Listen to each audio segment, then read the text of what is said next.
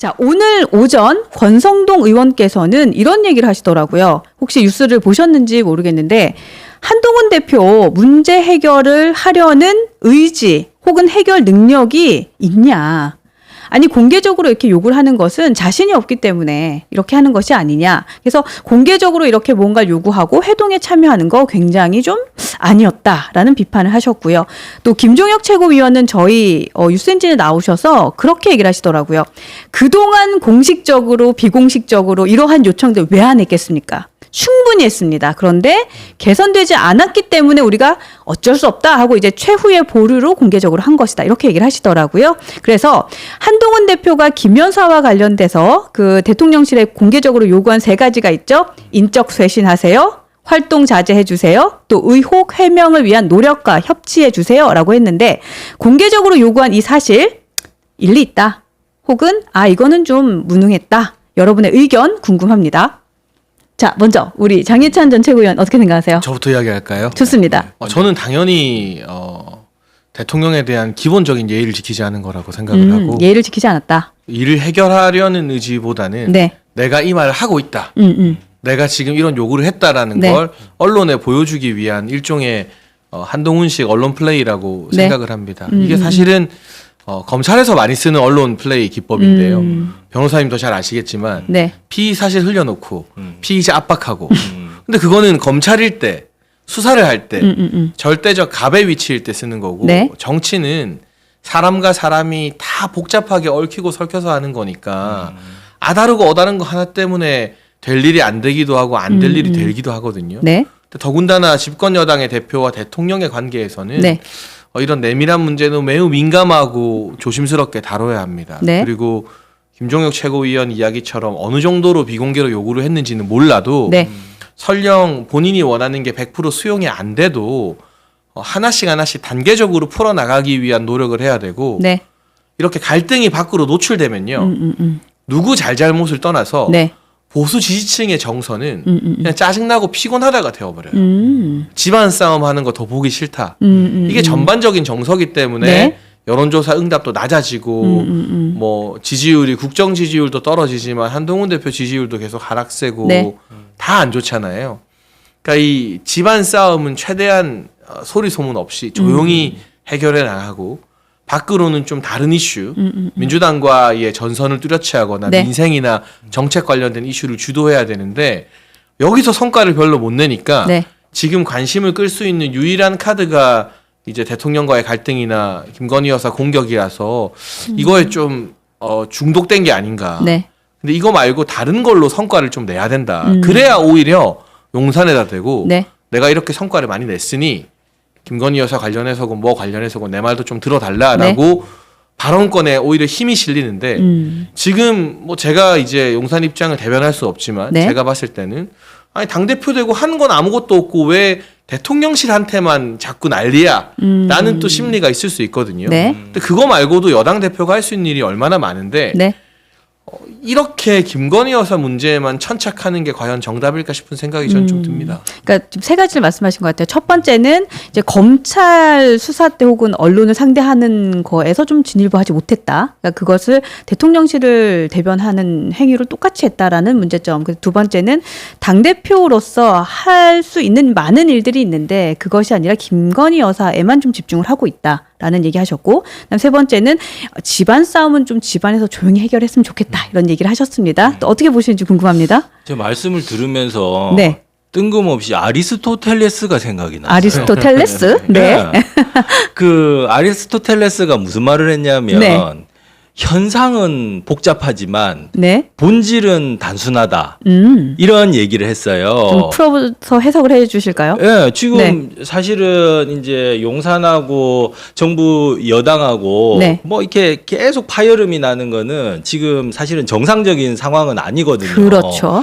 근데 지금 이제 뭐 이것도 마찬가지고 이제 뭐 옛날에 그 당대표 선거 과정에서 여사 문자에다가 뭐 답을 했니 안 했니 그리고 이번에 용산에 가서 뭘 20분을 30분을 세안놨니 안 세안놨니 뭐 테이블에다가 식탁보를 깔아놨니 안 깔아놨니, 자석을 대통령은 여기 앉고 비서실장하고 여기 앉혀놨니 안 앉혀놨니, 네.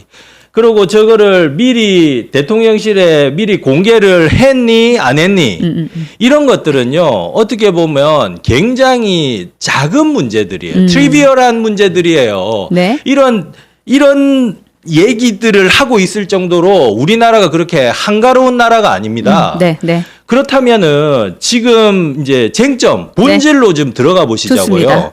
그러면은 지금 사실은 이 총선 과정에서 네. 한동훈 대표가 굉장히 열심히 이렇게 뛰면서 총선 승리를 위해서 굉장히 노력을 했어요. 네. 그런데 뭐 이제 사실은 이제 총선 과정을 우리 최고위원님도 보셔서 아시겠지만 네. 초반에는 국민의힘의 승리 가능성이 굉장히 높았습니다. 민주당 쪽의 분위기는 그 민주당 자체적으로 이렇게 여론조사 돌리는 것도 제가 얘기를 들어봤습니다만은 네.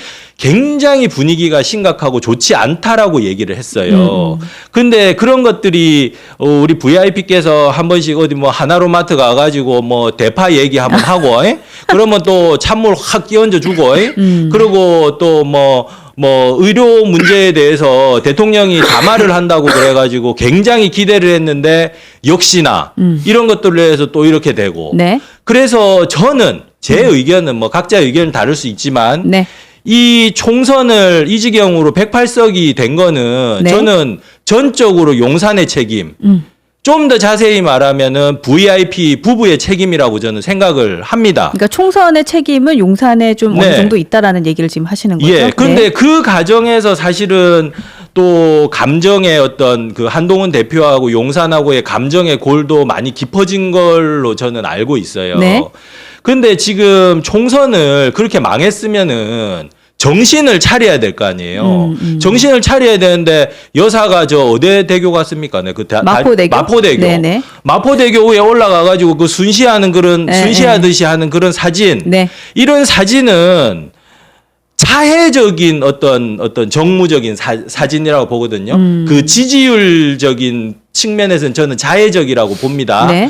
그러니까 지금 한동훈 대표가 네. 현상적으로 드러난 거는 저 세 가지에 대해서 공개적으로 요구를 했지만 네. 뭐 저는 몰라요. 그 이전에 무슨 일들이 있었고 이랬는지는 모르지만 네.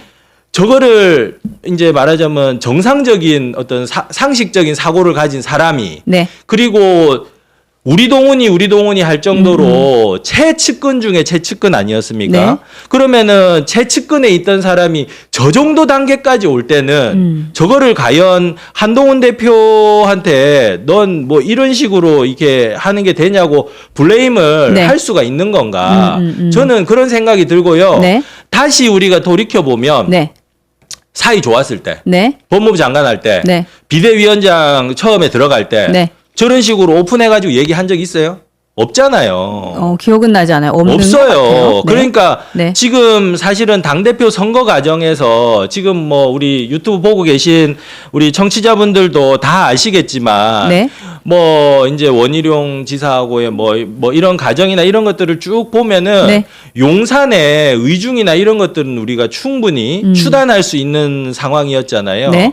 그렇기 때문에 지금 사실은 이제 파인그라스에서 이제 한동훈 대표는 제로콜라 마시고 네. 대통령께서는 뭐 커피 아이스 아메리카노 드셨다 그러는데 네. 사실은 그 테이블에 식탁보도 안 깔고 요렇게 하는 거 있잖아요. 네. 그게 뭐 어떤 장면이 생각나냐면은 우리 저 후쿠시마 오염수 문제 뭐 이런 것 때문에 네. 우리가 막 항해하러 일본 갔을 때 네네. 일본에서 우리를 아주 박대를 하면서 했던 그 테이블이 그거 비슷합니다. 네. 그거 네, 비슷해요. 네, 네. 그래서 일단은 제가 또 말이 길어지는 것 같아가지고 네네. 예, 일단 여기까지. 네. 그러니까 일단은 제가 네. 한 가지 좀 일본 이야기를 하셨으니까 네. 네. 최근 이제 이 정부 들어서 대한민국 방문한 여러 외국 정상 중에 네. 최고의 기빈을 한 명 꼽으라면 사우디의 빈살만 왕세자일 텐데요. 네. 빈살만 왕세자와 관저에서 대통령 회담할 때도 네. 사각형의 나무 탁자에 생수 한 병 놓고 이야기했어요. 그러니까 저는 파인그라스의 이 테이블이나 원탁 가지고 네. 시비를 걸어서 언론 플레이하는 건 너무 유치하다. 진짜 유치 뽕짝이다. 그러니까 그 이전에 뭐 그에 얽힌 여러 가지 정치적 함의나 네. 뭐 김건희 여사와 관련된 문제나 뭐 대통령실과 당의 어떤 정치적 입장이 다른 것에 대해서는 네. 의견이 달라도 서로 토론을 할 수 있는 주제라고 생각해요. 네. 왜냐하면 이건 정무적인 문제니까 그렇죠. 의견이 다르다고 해서 한쪽이 일방적으로 나쁘고 잘못된 게 아니라 그렇죠. 그냥 의견이 다른 거죠. 네. 우리가 열되게 토론하는 게 되게 생산적일 수도 있는데 네. 그러고 나서 다음 날 뭐 측근들 시켜서 한국일보 단독 원탁을 안 해줬다. 네. 이런 게 단독 감입니까? 이걸 기자한테 말해주고 이런 언론 플레이까지 해야 되나요? 네. 그러니까 저도 사실은 두 분의 어떤 관계가 예전처럼 돌아갈 수는 없어도 네. 지켜보는 지지자들의 불안불안한 마음을 해소하면 참 좋겠다는 마음이 있지만 그렇죠. 그러기 위해서는 네. 변호사님 말씀 중에서 언급해주신 비본질적인 거, 네. 뭐 의전이니 20분 기다렸니 원탁이니 이런 부분에 대해서는 서로 좀 안 네. 건드리는 그게 뭐 일부러 의도된 거거나 뭐 정치적 큰 의미가 있는 게 아니면 네. 그거는 좀 그러니까 피로dom을 좀 많이 접고 높인 것 가자. 같아요. 그런 맞아요. 네. 그런 자잘한 지역적 논의들이 갈등을 더 증폭시키고 너무 네. 이 관계를 유치하게 네. 해석시키는 거 아닌가 하는 아쉬움이 좀 드는 것 같아요.